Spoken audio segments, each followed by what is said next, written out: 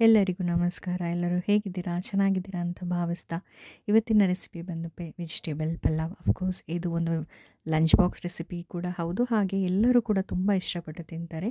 So ತಡ ಮಾಡೋದು ಯಾಕೆ, ಬನ್ನಿ ಹೇಗೆ ಮಾಡೋದು, ಅದಕ್ಕೆ ಬೇಕಾಗಿರೋ ಪದಾರ್ಥಗಳೇನೇನು ಅಂತ ನೋಡೋಣ. ಬೇಕಾಗಿರೋ ಸಾಮಗ್ರಿಗಳು, ಮೊದಲನೇದಾಗಿ 4-5 ಟೇಬಲ್ ಸ್ಪೂನ್ ಆಗೋಷ್ಟು ಎಣ್ಣೆ ತಗೊಂಡಿದ್ದೀನಿ. ಆ್ಯಂಡ್ ಇದೊಂದು ಮಿಕ್ಸ್ಚರ್ ಆಯಿತಾ. ಇದು ಮೇನ್ ಇಂಗ್ರೀಡಿಯೆಂಟ್ ಅಂತಲೇ ಹೇಳ್ಬೋದು. ಇದಕ್ಕೆ ಏನೇನು ಬೇಕು ಅಂತ ಪೂರ್ತಿ ವಿಡಿಯೋ ನೋಡಿ, ಮಧ್ಯದಲ್ಲಿ ನಾನು ಹೇಳ್ತೀನಿ ಏನು ಮಾಡಿ ಇದನ್ನು ತಯಾರು ಮಾಡಿದ್ದೀನಿ ಅಂತ ನಿಮಗೆ ತಿಳಿಸ್ಕೊಡ್ತೀನಿ. ನಂತರ ರುಚಿಗೆ ತಕ್ಕಷ್ಟು ಉಪ್ಪನ್ನು ತಗೊಂಡಿದ್ದೀನಿ. ಜೊತೆಗೆ 1 ಟೇಬಲ್ ಸ್ಪೂನ್ ಆಗೋಷ್ಟು ಅಚ್ಚ ಖಾರದ ಪುಡಿ, 1 ಟೇಬಲ್ ಸ್ಪೂನ್ ಧನಿಯಾ ಪುಡಿ, 1 ಟೇಬಲ್ ಸ್ಪೂನ್ ಗರಂ ಮಸಾಲ, 2 ಪಲಾವ್ ಎಲೆನ ತೊಗೊಂಡಿದ್ದೀನಿ. ಇದ್ರ ಜೊತೆಗೆ 2 ಮೀಡಿಯಮ್ ಸೈಜ್ ಈರುಳ್ಳಿ ಮತ್ತು 3 ಟೊಮ್ಯಾಟೊನ ತೊಗೊಂಡಿದ್ದೀನಿ. ಮತ್ತು ಹಸಿ ಬಟಾಣಿ, ತರಕಾರಿಗಳಲ್ಲಿ ನಿಮ್ಗೆ ಯಾವ್ದು ಇಷ್ಟ ಅದನ್ನು ಹಾಕೋಬೋದು. ಹಸಿ ಬಟಾಣಿ ಸ್ವಲ್ಪ ತೊಗೊಂಡು ಅದ್ರ ಜೊತೆ ಒಂದು ಹಿಡಿಯಾಗಷ್ಟು ಕೊತ್ತಂಬರಿ ಸೊಪ್ಪು, ಕ್ಯಾರೆಟ್ ಸ್ವಲ್ಪ ತೊಗೊಂಡಿದ್ದೀನಿ, ಬೀನ್ಸ್ ಸ್ವಲ್ಪ ತೊಗೊಂಡಿದ್ದೀನಿ. ಅದ್ರ ಜೊತೆಗೆ ಹೂಕೋಸನ್ನ ಕಟ್ ಮಾಡಿ ಬಿಸಿ ನೀರಲ್ಲಿ ಉಪ್ಪು ನೀರು ಹಾಕಿ ನೆನೆ ಹಾಕಿಟ್ಕೊಂಡಿದ್ದೀನಿ. ಒಂದು 3/4 kg ಆಗುವಷ್ಟು ಅಕ್ಕಿನ ತೊಳೆದು ನೆನೆ ಹಾಕ್ಕೊಂಡಿದ್ದೀನಿ. ನಾರ್ಮಲ್ ಅಕ್ಕಿನೇ, ಡೈಲಿ ಅನ್ನಕ್ಕೆ ಯಾವ್ದು ಯೂಸ್ ಮಾಡ್ತೀವೋ ಅದೇ ಅಕ್ಕಿನ ತೊಗೊಂಡಿದ್ದೀನಿ. ಒಂದು ಪಾತ್ರೆನ ಸ್ಟವ್ ಮೇಲೆ ಇಟ್ಕೊಂಡು ಬಿಸಿ ಮಾಡಿಕೊಂಡು, ಬಿಸಿಯಾಗಿದ್ದ ನಂತರ ನಾನು ಎಣ್ಣೆನ ಸೇರಿಸ್ತಾ ಇದ್ದೀನಿ. ಎಣ್ಣೆ ಜೊತೆಗೆ ಬೆಣ್ಣೆ ಕೂಡ ಸೇರಿಸ್ಬೋದು ಅಥವಾ ತುಪ್ಪ ಕೂಡ ಸೇರಿಸ್ಬೋದು. ಇಷ್ಟಕ್ಕೆ ತಕ್ಕಂತೆ ಯೂಸ್ ಮಾಡ್ಬೋದು. ಇಷ್ಟ ಇಲ್ಲ ಅಂತಂದರೆ ಎರಡೂ ಕೂಡ ಸ್ಕಿಪ್ ಮಾಡ್ಬೋದು. ಸ್ವಲ್ಪ ಕಾಯ್ತಾ ಇದೆ ಅನ್ನೋ ಅಷ್ಟೊತ್ತಿಗೆ ನಾನು 2 ಪಲಾವ್ ಎಲೆನ ಇದ್ರ ಜೊತೆಗೆ ಆ್ಯಡ್ ಮಾಡ್ಕೊತಾ ಇದ್ದೀನಿ. ಸ್ವಲ್ಪ ಬಿಸಿ ಆದರೆ ಸಾಕು, ತುಂಬ ಏನು ಬಿಸಿ ಮಾಡಲಿಕ್ಕೆ ಹೋಗಬೇಡಿ. ನಿಮಗೆ ಗೊತ್ತಾಗುತ್ತೆ ಕರಗ್ತಾ ಇರೋದು. ಅಂಥ ಟೈಮಲ್ಲಿ ಬಂದು ಈರುಳ್ಳಿನ ನಾನು ಸೇರಿಸ್ಕೊಂಡು, 2 ಮೀಡಿಯಮ್ ಈರುಳ್ಳಿನ ಇಟ್ಕೊಂಡಿದ್ನಲ್ಲ ಅದನ್ನು ಕಟ್ ಮಾಡಿ ಸೇರಿಸ್ಕೊಂಡಿದ್ದೀನಿ. ಈರುಳ್ಳಿನ ಸ್ವಲ್ಪ ಫ್ರೈ ಮಾಡ್ಕೋಬೇಕಾಗತ್ತೆ. ಈರುಳ್ಳಿ ಫ್ರೈ ಆಗಿದೆ ಅಂತ ಗೊತ್ತಾದ ತಕ್ಷಣ ನಮ್ಮದು ಸೀಕ್ರೆಟ್ ಇಂಗ್ರೀಡಿಯೆಂಟ್ ಅಂತ ಹೇಳಿದ್ನಲ್ಲ ಅದನ್ನು ಆ್ಯಡ್ ಮಾಡ್ತಾಯಿದ್ದೀನಿ. ಇದನ್ನು ಮಾಡೋದು ತುಂಬ ಸುಲಭ.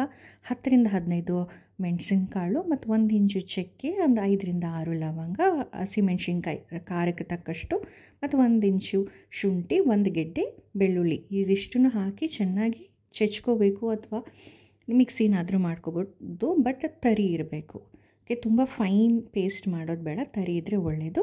ಇದು ಹಾಕಿ ಸ್ವಲ್ಪ ಹೊತ್ತು ಬಿಟ್ಟು ನಂದ ತಕ್ಷಣ ನಾನು ಎಲ್ಲ ತರಕಾರಿನ ಸೇರಿಸ್ತಾ ಇದ್ದೀನಿ. ಮೊದಲನೇದಾಗಿ ಬಟಾಣಿ ಹಾಕ್ಕೊಂಡೆ, ನಂತರ ಕ್ಯಾರೆಟು ಬೀನ್ಸ್ನ ಹಾಕ್ಕೊಂಡು ಫ್ರೈ ಮಾಡ್ಕೊತಾ ಇದ್ದೀನಿ. ಸೊ ಇದು ಫ್ರೈ ತುಂಬ ಚೆನ್ನಾಗಿ ಮಾಡಬೇಕು, ಇಲ್ಲಾಂದರೆ ನಮಗೆ ಹಸಿ ವಾಸನೆ ಇರುತ್ತೆ. ಅದರಿಂದ ಫ್ರೈ ಮಾಡ್ಕೊತಾ ಇದ್ದೀನಿ. ನೆಕ್ಸ್ಟು ನಾನು ಹೂಕೋಸನ್ನ ಲಾಸ್ಟಲ್ಲಿ ಹಾಕೋತಾ ಇದ್ದೀನಿ, ಬಿಕಾಸ್ ಅದು ಬೇಗ ಬೆಂದೋಗೋ ಕಾರಣಕ್ಕೆ ನಾನು ಲಾಸ್ಟಲ್ಲಿ ಹಾಕೋತಾ ಇದ್ದೀನಿ. ನಾವು ಹಸಿ ಮಸಾಲೆ ಹಾಕಿರೋದ್ರಿಂದ ಸ್ಮೆಲ್ ಬರ್ತಾ ಇರುತ್ತೆ ಆಯಿತಾ. ಸೊ ಆ ಸ್ಮೆಲ್ ಹೋಗೋ ತನಕನೂ ನಾವು ಚೆನ್ನಾಗಿ ಫ್ರೈ ಮಾಡ್ಕೊಬೇಕು. ನಮಗೆ ಗೊತ್ತಾಗುತ್ತೆ ಘಮ, ಘಮ ಗೊತ್ತಾಗ್ತಾ ಇರುತ್ತಲ್ಲ, ಸೊ ಅದ್ರಿಗೆ ತಕ್ಕಂಗೆ ನಾವು ಫ್ರೈ ಮಾಡ್ಕೋಬೇಕು. ಸ್ವಲ್ಪ ಬೆಂದಿದೆ, ಹಸಿ ವಾಸನೆ ಹೋಗಿದೆ ಅನ್ನೋ ಟೈಮಲ್ಲಿ ಟೊಮ್ಯಾಟೊನ ಹಚ್ಚಿಟ್ಕೊಂಡು ನಾನು ಸೈಡಲ್ಲಿ ಒಂದು ಕಡೆ ಹಾಕ್ತಾಯಿದ್ದೀನಿ. ಯಾಕಂತಂದರೆ ಟೊಮ್ಯಾಟೊ ಸ್ವಲ್ಪ ಬೆಂದ ಮೇಲೆ ಉಳಿದ ತರಕಾರಿಗಳ ಜೊತೆ ಮಿಕ್ಸ್ ಮಾಡಿಕೊಂಡ್ರೆ ಚೆನ್ನಾಗಿ ಬರುತ್ತೆ. ಇಲ್ಲ ಅಂತಂದರೆ ಟೊಮ್ಯಾಟೊ ಬೇಯೋದಿಲ್ಲ. ಅದಕ್ಕೋಸ್ಕರ ಸ್ವಲ್ಪ ಸೈಡಲ್ಲಿ ಇಟ್ಕೊಂಡು ಅದಕ್ಕೆ ಸ್ವಲ್ಪ ಉಪ್ಪನ್ನ ಹಾಕ್ತಾಯಿದ್ದೀನಿ. ಉಪ್ಪು ಹಾಕೋದ್ರಿಂದ ಅದು ಬೇಗ ಬೇಯುತ್ತೆ. ಇದಾದ ತಕ್ಷಣ 1-2 ನಿಮಿಷ ಆಗೋಷ್ಟು ಪ್ಲೇಟ್ನ ಮುಚ್ಚಿ ಬೇಯಿಸಿದ್ರೆ ಟೊಮ್ಯಾಟೊ ಚೆನ್ನಾಗಿ ಬೆಂದಿರುತ್ತೆ. ನಂತರ ಅದನ್ನು ಉಳಿದಂಥ ತರಕಾರಿಗಳ ಜೊತೆಗೆ ಮಿಕ್ಸ್ ಮಾಡಿದ್ರೆ ರುಚಿ ಚೆನ್ನಾಗಿ ಬರುತ್ತೆ. ನೋಡ್ತಾ ಇರ್ಬೋದು, ನೋಡಿ ಎಷ್ಟು ಬೇಗ ಬೆಂದಿದೆ ಟೊಮ್ಯಾಟೊ ಅಂತ. ಸೊ ಇವಾಗ ನಾನು ಎಲ್ಲ ತರಕಾರಿಗಳ ಜೊತೆ ಈ ಟೊಮ್ಯಾಟೊನೂ ಕೂಡ ಮಿಕ್ಸ್ ಮಾಡ್ಕೊತಾ ಇದ್ದೀನಿ. ಇದನ್ನು ಸ್ವಲ್ಪ ಬೇಯಿಸ್ಕೋಬೇಕಾಗತ್ತೆ. ಸೊ ಇದು ಬೆಂದಿದ ತಕ್ಷಣ ಮಸಾಲೆ ಪದಾರ್ಥಗಳು 1 ಟೇಬಲ್ ಸ್ಪೂನ್ ಅಚ್ಚ ಖಾರದ ಪುಡಿ, ಮತ್ತು 1 ಟೇಬಲ್ ಸ್ಪೂನ್ ಧನಿಯಾ ಪುಡಿ, 1 table spoon garam masala, 1/4 table spoon ಅರಿಶಿನ ಹಾಕಿದ್ದೀನಿ. ಅದು ಆಪ್ಷನಲ್ಲು, ನೀವು ಹಾಕಿದ್ರೆ ಹಾಕ್ಬೋದು, ಇಲ್ಲ ಅಂತಂದರೆ ಇಲ್ಲ.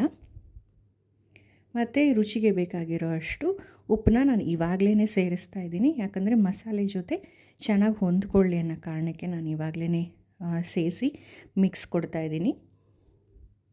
ಸೊ ಇದನ್ನೆಲ್ಲ ಒಂದು ಸ್ವಲ್ಪ ಚೆನ್ನಾಗಿ ಫ್ರೈ ಮಾಡಿಕೊಂಡು ಬೇಯಿಸ್ಕೊಬೇಕು.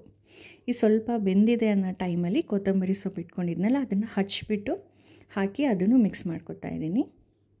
ನೋಡ್ತಾ ಇರ್ಬೋದು ಸ್ವಲ್ಪ ನೀರು ಬಿಟ್ಟಂಗಿದೆ ಅಲ್ವಾ. ಸೊ ಇಂಥ ಟೈಮಲ್ಲಿ ನಾವು ಅಕ್ಕಿನ ನೆನೆ ಹಾಕಿ ಇಟ್ಕೊಂಡಿದ್ವಲ್ಲ ಅದನ್ನು ಆ್ಯಡ್ ಮಾಡ್ಕೊತಾ ಇದ್ದೀನಿ. ನೋಡ್ತಾ ಇರ್ಬೋದು ಅಕ್ಕಿನ ಯಾಕೆ ಇವಾಗಲೇ ಹಾಕ್ತಾ ಇದ್ದಾರೆ ಅಂತ. ಸೊ ನಾನು ಮಾಡೋದೇ ಈ ಥರ. ಸೊ ಮಸಾಲೆ ಜೊತೆ ಚೆನ್ನಾಗಿ ಹೊಂದ್ಕೊಳ್ಳಿ ಅಂತ ನೆನೆ ಹಾಕಿರೋ ಅಕ್ಕಿನ ಶೋಧಿಸ್ಕೊಂಡು ಮಸಾಲೆ ಇರುವಾಗಲೇ ಅದನ್ನು ಮಿಕ್ಸ್ ಮಾಡ್ಕೊತೀನಿ. ಒಂದು 30 ಸೆಕೆಂಡ್ಸ್ ನಾನು ಫ್ರೈ ಮಾಡ್ಕೊತೀನಿ. ಅಂದರೆ ಸಣ್ಣ ಊರಿನಲ್ಲೇ ಇಟ್ಕೊಂಡು ಫ್ರೈ ಮಾಡ್ಕೊತೀನಿ. ತುಂಬ ದೊಡ್ಡ ಊರಿ ಏನು ಇಡೋದಿಲ್ಲ. ಒಂದು 30 ಸೆಕೆಂಡ್ಸ್ ಇಟ್ಟು ನೆಕ್ಸ್ಟ್ ನಾನು ನೀರನ್ನು ಆ್ಯಡ್ ಮಾಡ್ತೀನಿ. 3/4 kg ಅಕ್ಕಿಗೆ ನಾನು 2 ಲೀಟ್ರ್ ಆಗುವಷ್ಟು ನೀರನ್ನು ಬಿಸಿ ಮಾಡಿಟ್ಕೊಂಡು ಬಿಸಿ ನೀರು ಆ್ಯಡ್ ಮಾಡ್ತಾಯಿದ್ದೀನಿ. ಬಿಸಿ ಮಾಡಿರೋ ನೀರು ಆ್ಯಡ್ ಮಾಡೋದ್ರಿಂದ ಸ್ವಲ್ಪ ಬೇಗ ಕುಕ್ ಆಗುತ್ತೆ. ನೀವು ಡೈಲಿ ಅನ್ನ ಮಾಡ್ತಿರಲ್ಲ, ಆವಾಗ ನೀವು ಯಾವ ಮೆಷರ್ಮೆಂಟ್ನ ನೀವು ತೊಗೊತಿರಲ್ಲ ನೀರನ್ನು, ಅದೇ ಮೆಷರ್ಮೆಂಟ್ಗೆ ಹಾಕಿದ್ರೆ ಸಾಕು. ತೀರಾ ಜಾಸ್ತಿನೂ ನೀರು ಹಾಕೋದು ಬೇಡ, ತೀರಾ ಕಡಿಮೆನೂ ಹಾಕೋದು ಬೇಡ. ತುಂಬ ಮುದ್ದೆ ಬೇಯಿಸೋರು ಸ್ವಲ್ಪ ನೀರು ಜಾಸ್ತಿ ಹಾಕೋಬೋದು, ಉದುದ್ರ ಬೇಯಿಸೋರು ನೀರನ್ನ ಕಡಿಮೆ ಹಾಕೋಬೋದು. ಇದು ಕುದೀತಾ ಇರುವಾಗ ನಾವು ಅವಾಗವಾಗ ಬಂದು ಮಿಕ್ಸ್ ಮಾಡ್ತಾ ಇರಬೇಕು, ಇಲ್ಲಾಂದರೆ ತಳ ಹಿಡಿದ್ಬಿಡುತ್ತೆ. ಸೊ ನೋಡಿ, ಪದೇ ಪದೇ ಬಂದು ಮಿಕ್ಸ್ ಮಾಡ್ತಾಯಿದ್ದೀನಿ. ಅದೇ ಕಾರಣಕ್ಕೋಸ್ಕರ ಮಿಕ್ಸ್ ಮಾಡ್ತಾಯಿದ್ದೀನಿ. ನೋಡ್ತಾ ಇರ್ಬೋದು ಬೇಯ್ತಾ ಇದೆ. ಸೊ ಇಷ್ಟು ಬಂದಾಗ ಆಫ್ ಮಾಡಿಬಿಟ್ರೆ, ಆಫ್ ಮಾಡಿ ಒಂದು 15 ನಿಮಿಷ ಬಿಟ್ಟು ತೆಗೆದ್ರೆ ನೋಡ್ತಾ ಇರ್ಬೋದು ನೋಡಿ ಎಷ್ಟು ಚೆನ್ನಾಗಿ ಬಂದಿದೆ, ರೆಡಿಯಾಗಿರುತ್ತೆ. ಸೊ ಒಂದು 15 ನಿಮಿಷ ಬಿಡೋದ್ರಿಂದ ಅದು ಪಂಗುತ್ತೆ, ನೀರು ಎಕ್ಸ್ಟ್ರಾ ನೀರಿದ್ದರೆ ಅದು ಪಂಗುತ್ತೆ. ಸೊ ಬಿಡಿಯಾಗಿ ಕಾಣುತ್ತೆ. ಸೊ ನೋಡ್ತಾ ಇರ್ಬೋದು ಎಷ್ಟು ರುಚಿಯಾಗಿ, ಎಷ್ಟು ಟೆಕ್ಸ್ಚರ್ ಎಷ್ಟು ಚೆನ್ನಾಗಿ ಕಾಣಿಸ್ತಾ ಇದೆ ನೋಡಿ. ತುಂಬ ಚೆನ್ನಾಗಿ ಬಂದಿತ್ತು, ರುಚಿ ಕೂಡ ಅಷ್ಟೇ ಸೂಪರಾಗಿ ಬಂದಿತ್ತು. ನೀವು ಕೂಡ ಈ ರೆಸಿಪಿನ ಟ್ರೈ ಮಾಡಿ, ರುಚಿ ಹೇಗೆ ಬಂತು ಅಂತ ಕಮೆಂಟ್ ಸೆಕ್ಷನಲ್ಲಿ ಕಮೆಂಟ್ ಮಾಡಿ. ಈ ವಿಡಿಯೋ ನಿಮಗೆ ಇಷ್ಟ ಆಗಿದರೆ ಲೈಕ್ ಮಾಡಿ, ನಿಮ್ಮ ಫ್ರೆಂಡ್ಸ್ಗೂ ಕೂಡ ಶೇರ್ ಮಾಡಿ, ಹಾಗೆ ಸಬ್ಸ್ಕ್ರೈಬ್ ಮಾಡೋದು ಮಾತ್ರ ಮರಿಬೇಡಿ. Thank you for watching.